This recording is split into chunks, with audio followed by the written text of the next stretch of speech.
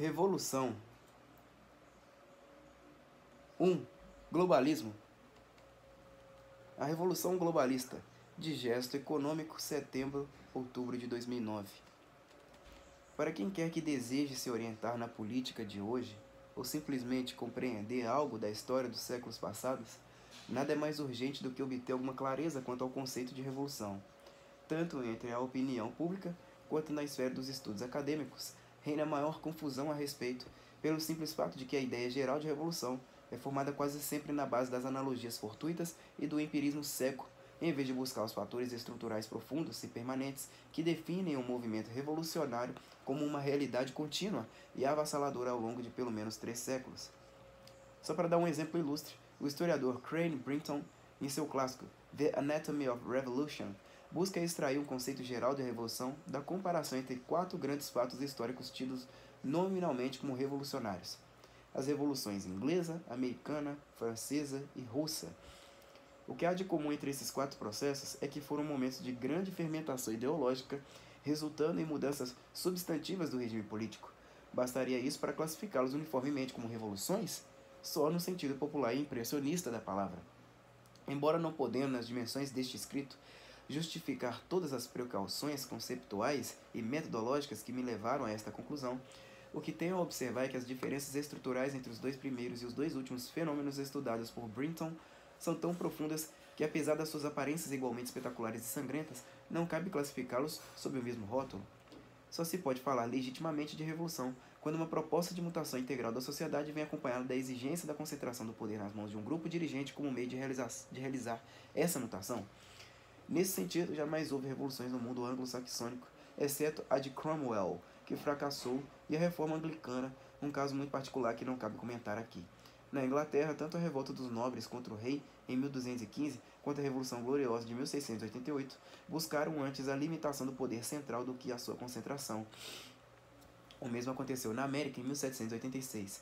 E em nenhum desses 3 casos o grupo revolucionário tentou mudar a estrutura da sociedade ou os costumes estabelecidos, antes forçando o governo a conformar-se às tradições populares e ao direito consuetudinário. O que pode haver de comum entre esses processos, mais restauradores e corretivos do que revolucionários, e os casos da França e da Rússia, onde um grupo de iluminados, imbuídos do projeto de uma sociedade totalmente inédita em radical oposição com a anterior, toma o poder firmemente resolvido a transformar não somente o sistema de governo, mas a moral e a cultura, os usos e costumes, a mentalidade da população e até a natureza humana em geral? Não houve revoluções no mundo anglo-saxônico, e bastaria esse fato para explicar a preponderância mundial da Inglaterra e dos Estados Unidos nos últimos séculos. Se além dos fatores estruturais que as definem, o projeto de mudança radical da sociedade e a concentração do poder como meio de realizá-lo, algo há de comum entre todas as revoluções é que enfraquecem e destroem as nações onde ocorrem, deixando atrás de si nada mais que um rastro de sangue e a nostalgia psicótica das ambições impossíveis. A França, antes de 1789, era o país mais rico e a potência dominante da Europa.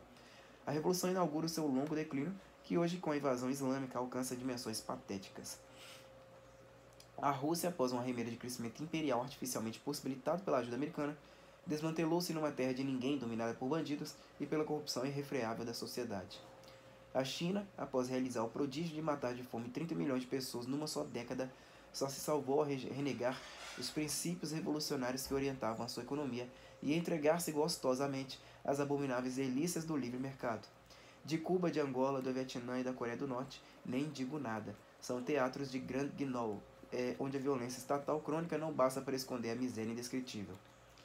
Todos os equívocos em torno da ideia de revolução vêm do prestígio associado a essa palavra como sinônimo de renovação e progresso, mas esse prestígio lhe advém precisamente do sucesso alcançado pelas revoluções inglesa e americana, que no sentido estrito e técnico com que empregam essa palavra, não foram revoluções de maneira alguma.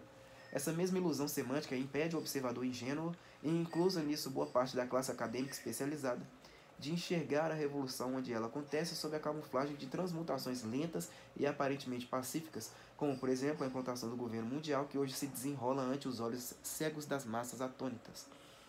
O critério distintivo suficiente para eliminar todas as hesitações e equívocos é sempre o mesmo: com ou sem transmutações súbitas e espetaculares, com ou sem violência insurrecional, ou governamental, com ou sem discursos de acusação, histéricos e matança geral dos adversários, uma revolução está presente sempre que esteja em ascensão ou em curso de implantação um projeto de transformação profunda da sociedade, se não da humanidade inteira, por meio da concentração de poder. É por não compreenderem isso que, muitas vezes, as correntes liberais e conservadoras, opondo-se aos aspectos mais vistosos e repugnantes de algum processo revolucionário, acabam por fomentá-lo inconscientemente sobre algum outro de seus aspectos, cuja periculosidade lhes escape no momento. No Brasil de hoje, a concentração exclusiva nos malhos do petismo, do MST e similares pode levar liberais conservadores a cortejar certos movimentos sociais na ilusão de poder explorá-los eleitoralmente. O que escapa à visão desses falsos espertos é que tais movimentos, ao menos a longo prazo, desempenham na implantação da nova ordem mundial socialista um papel ainda mais decisivo que o da esquerda nominalmente radical. Outra ilusão perigosa é a de crer que o advento da administração planetária é uma fatalidade histórica inevitável. A facilidade com que a pequena Honduras quebrou as pernas do gigante mundialista mostra que, ao menos por enquanto, o poder desse monstrengo se constitui apenas de um blefe publicitário monumental. É da natureza de todo blefe extrair sua substância vital da crença fictícia que consegue inocular em suas vítimas. Com grande frequência vejo liberais e conservadores repetindo os slogans mais estúpidos do globalismo, como por exemplo de que certos problemas, narcotráfico, pedofilia, etc., não podem ser enfrentados à escala local, requerendo antes a intervenção de uma autoridade global. O contrassenso dessa afirmativa é tão patente que só um estado geral de sonsice hipnótica pode explicar que desfrute de alguma credibilidade. Aristóteles, Descartes e Leibniz ensinavam que quando você tem um problema grande, a melhor maneira de resolvê-lo é subdividi-lo em unidades menores. A retórica globalista nada pode ir contra essa guerra de método. Ampliar a escala de um problema jamais pode ser um bom meio de enfrentá-lo. A experiência de certas cidades americanas que praticamente eliminaram a criminalidade de seus territórios usando apenas seus recursos locais é a melhor prova de que, em vez de ampliar, é preciso diminuir a escala, subdividir o poder e enfrentar os males na dimensão do contato direto e local, em vez de deixar-se embriagar pela grandeza das ambições globais. Que o globalismo é um processo evolucionário, não há como negar, e é o processo mais vasto e ambicioso de todos. Abrange a mutação radical não só das estruturas de poder, mas da sociedade, da educação, da moral e até das reações mais íntimas da alma humana. É um projeto civilizacional completo e sua demanda de poder é a mais alta e voraz que já se viu. Tantos são os aspectos que o compõem, tal a multiplicidade de movimentos que abrange, que sua própria unidade escapa ao horizonte da visão de muitos liberais conservadores, levando-os a tomar decisões desastradas e suicidas no momento mesmo em que se esforçam para deter o avanço da esquerda. A ideia do livre comércio, por exemplo, que é tão cara ao conservadorismo tradicional e até a mim mesmo, tem sido usada como instrumento para destruir as soberanias nacionais e construir sobre suas ruínas um onipotente leviatã universal. Um princípio certo sempre pode ser usado da maneira errada. Se nos apegamos à letra do princípio, sem reparar nas ambiguidades estratégicas e geopolíticas envolvidas na sua aplicação, contribuímos para que a ideia criada para ser instrumento da liberdade se torne uma ferramenta para a construção da tirania. Onipresente e invisível. Diário do Comércio, 26 de março de 2012. Ao ouvir dizer que vive numa democracia, o cidadão comum imagina que, malgrado algumas tramas sórdidas urdidas pelos políticos por trás das cortinas, o esquema de poder que domina a sociedade coincide com a estrutura visível das instituições e, em última instância, pode ser controlado mediante a pressão do clamor público ou o exercício do voto. Algum resíduo oculto aqui e ali será mais cedo ou mais tarde revelado pelos bravos jornalistas que destampam as latrinas e vasculham os esgotos, expondo os ladrões e conspiradores à luz do dia para que sofram as penas da lei. Não obstante, falhas ocasionais no conjunto, o sistema, aerado pelos bons ventos da liberdade de imprensa, encarna os ideais iluministas da transparência e da racionalidade. Lamento informar que há pelo menos 20 anos esse sistema cessou de existir. O poder dos governos sobre as populações civis já é praticamente incontrolável, reduzindo cada vez mais a um mero formalismo jurídico a diferença entre democracia e ditadura. Não se trata de nenhuma teoria da conspiração. Conspirações existem, mas não são elas que produzem esse estado de coisas. Ao contrário, é ele que torna viável, hoje em dia, a criação de um governo global onipotente e imunizado contra qualquer tentativa de controle popular. O fenômeno resulta da convergência de 3 fatores. Primeiro, a complexidade crescente da administração pública, continuamente fortalecida pelos aportes da tecnologia e das ciências sociais, fornece aos governos toda sorte de instrumentos para implantar as medidas que bem desejem sem ter de passar pelo controle legislativo, nem muito menos pelo debate público. Das decisões fundamentais que alteraram a estrutura de poder no mundo nas últimas 2 décadas, diluindo soberanias e transferindo a autoridade dos Estados para organismos internacionais, somente uma parte ínfima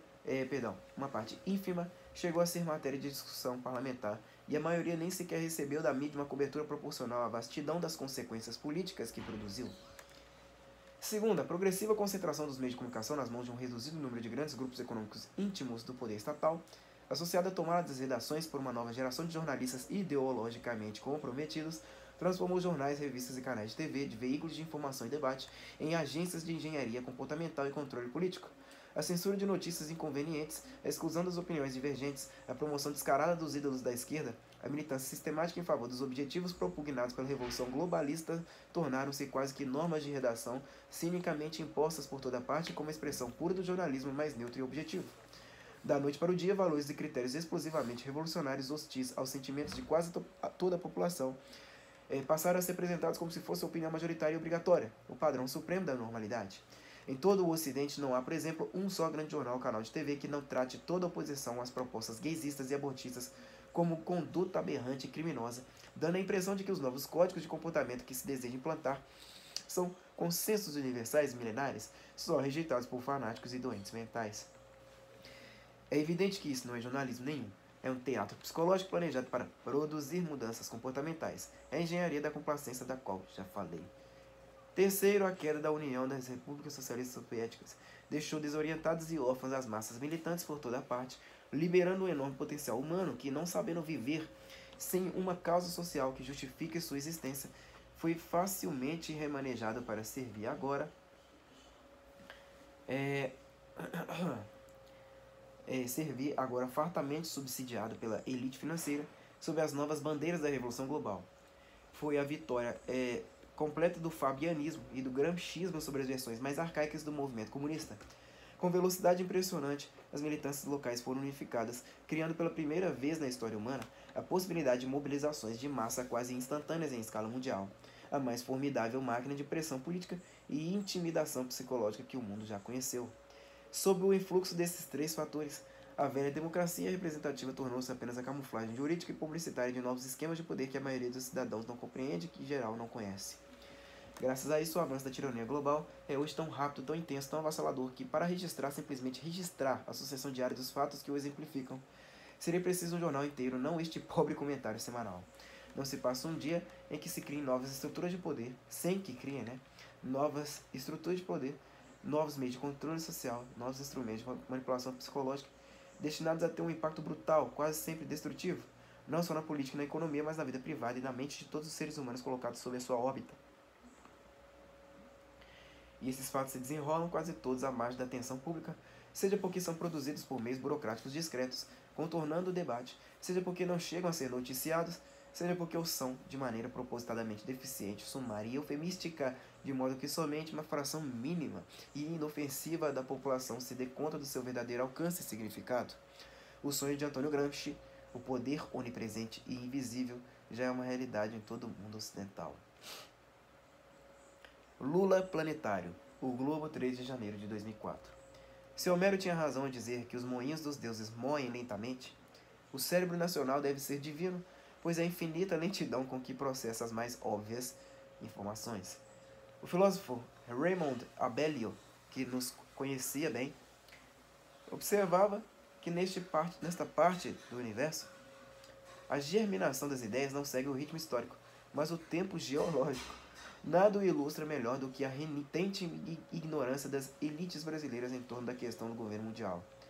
Nossos líderes empresariais e políticos ainda vivem na época em que toda menção ao assunto podia ser tranquilamente rejeitada com um sorriso de desdém, como teoria da conspiração.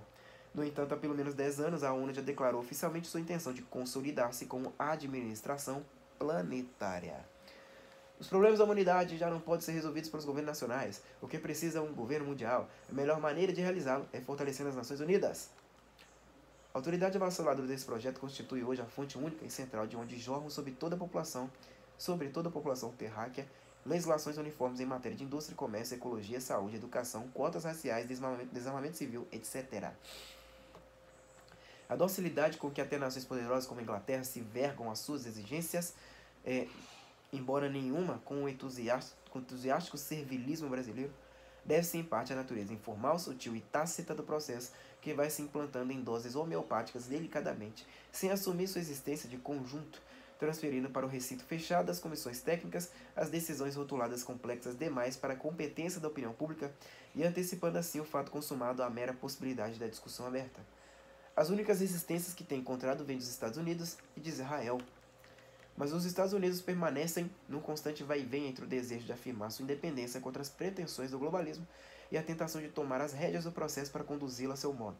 Assumir a liderança da uniformização mundial, arriscando perder a soberania e desarmar-se contra agressões letais, ou então entrincheirar-se numa autoafirmação nacionalista com o risco de desmantelar a aparente ordem internacional e suportar a hostilidade consequente, eis as opções que se oferecem aos Estados Unidos. A primeira dessas tendências predominou no governo Clinton. O resultado foi que os americanos, de concessão em concessão, consentiram em se enfraquecer militarmente e encurvar-se à intromissão estrangeira em campos vitais como ecologia, educação e imigração, ao mesmo tempo que, envergando a máscara de líderes e beneficiários maiores da globalização, se tornava o bode expiatório do próprio mal que os debilitava.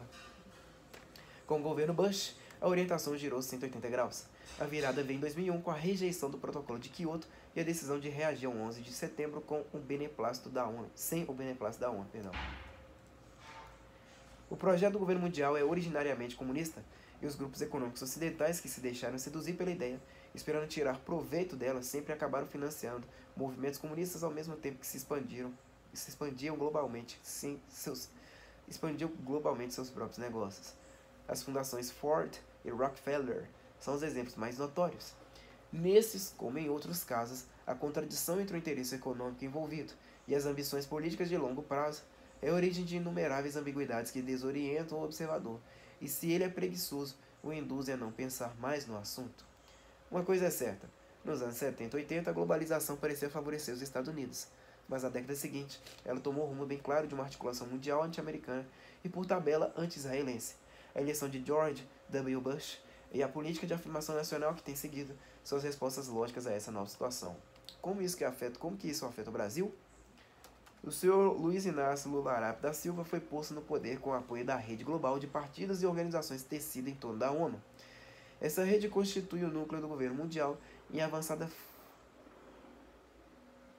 fase de implantação. A exorbitância de aplausos internacionais que saudaram a eleição do candidato petista, não veio do nada. Foi a expressão natural do júbilo do Criador ante o sucesso da criatura.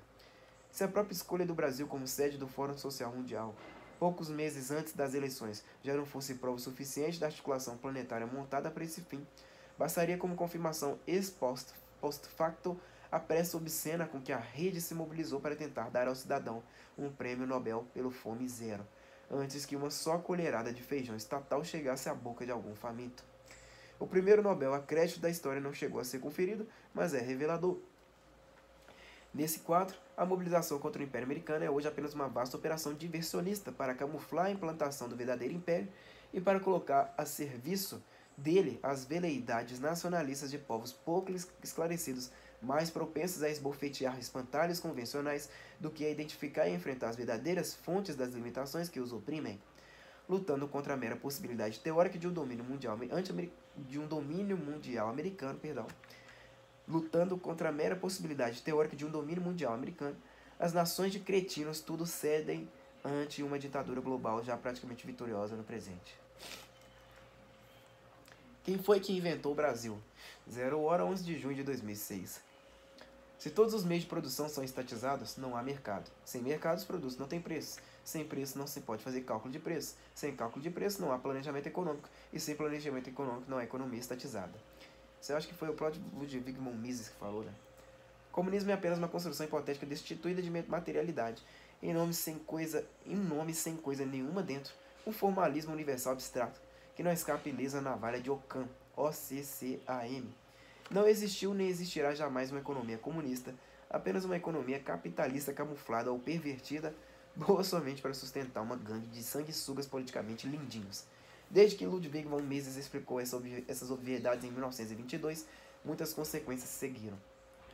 Os líderes comunistas, por mais burros que fossem, entenderam imediatamente que o sábio austríaco tinha razão, mas não podiam em público dar o braço a torcer, tolerando doses cada vez maiores de capitalismo legal ou clandestino nos territórios que dominavam. Continuaram teimando em buscar algum arranjo que maquiasse o inevitável. Eduard Kardelij, Kardelij,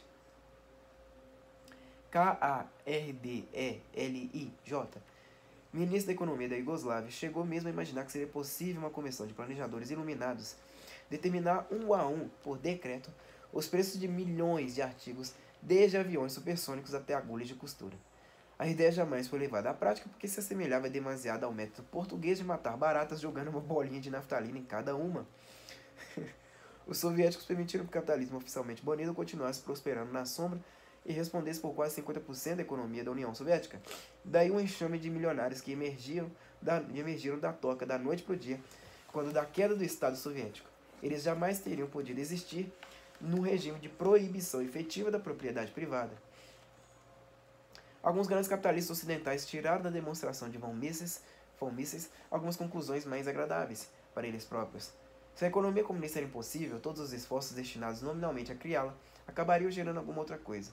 Essa outra coisa só poderia ser um capitalismo oculto, como na União Soviética, ou um socialismo meia-bomba, uma simbiose entre o poder do Estado e os grupos econômicos mais poderosos, um oligopólio em suma. As duas hipóteses prometiam lucros formidáveis, aquela pela absoluta ausência de impostos, esta pela garantia estatal oferecida aos amigos do governo, contra os concorrentes menos dotados. Se a primeira ainda comportava alguns riscos menores, extorsão, vinganças pessoais de funcionários públicos mal subornados, a segunda era absolutamente segura. Foi então que um grupo de bilionários criou o plano estratégico mais maquiavélico da história econômica mundial. Inventaram a fórmula assim resumida ironicamente pela coluna Edith Kermit Roosevelt, neta de Theodore Roosevelt. Abre aspas, a melhor maneira de combater o comunismo seria uma nova ordem socialista governada por especialistas, como eles próprios, fecha aspas.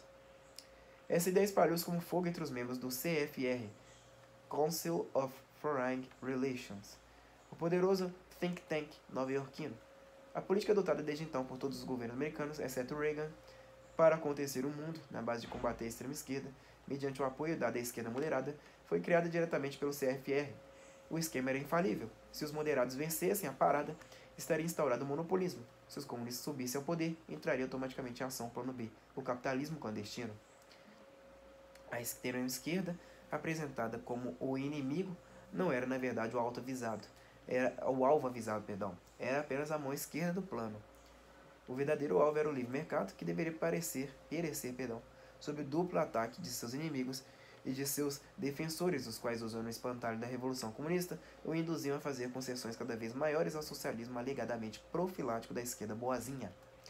Reduzir o leque das opções políticas a uma disputa entre comunistas e social-democratas tem sido há meio século o objetivo constante dos bilionários inventores da nova ordem global. O Brasil de hoje é o laboratório dos seus sonhos.